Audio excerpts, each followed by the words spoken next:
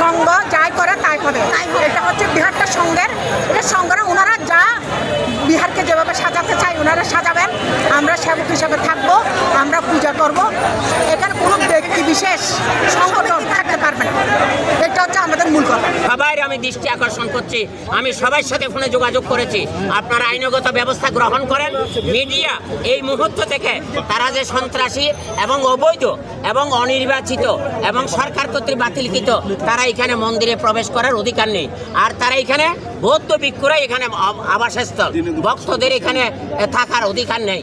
দিনের দুপুরে এত বড় সন্ত্রাসী খায় যায় ভিক্ষু সংঘের উপর। এই যে যেমন আমার শিষ্যের আঙ্গুল এবং মোবাইল, মানে যারা সিকিউরিটি আছে তাদের মোবাইল নিয়ে চলে গেছে, কিন্তু তাদেরকে যদি এখন আমরা সবাই গেরুয়া করে রেখেছি, তাদেরকে যদি এখন অ্যারেস্ট করা হয় তখন বুঝতে পারবেন সত্য কি মিথ্যা কি।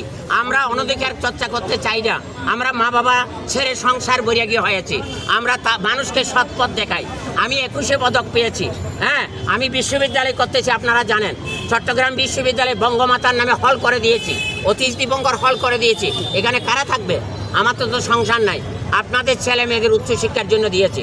তাই আপনারা মিডিয়া ব্যক্তি হিসেবে এই মুহূর্ত থেকে স্পেশাল আপনারা যদি এই বুদ্ধ মন্দির দখল করতে এসে সন্ত্রাসী নিয়ে, যারা সন্ত্রাসী এনেছে তাদেরকে অ্যারেস্ট করেন, যারা সন্ত্রাসী হিসাবে তাদেরকে মদত দিয়েছে তাদেরকে অ্যারেস্ট করেন।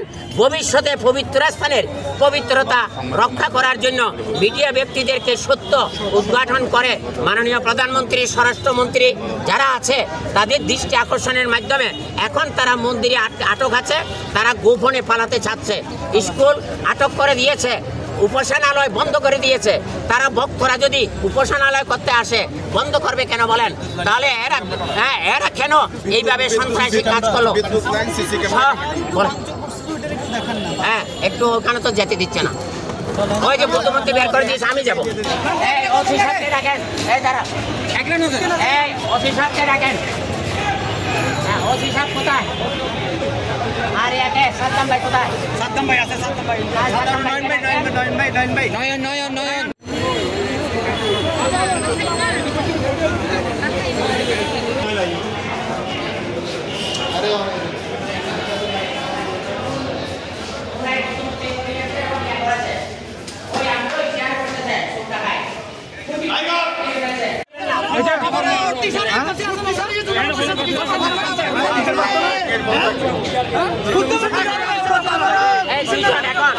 দুইজন লোক বাইর করে দিল।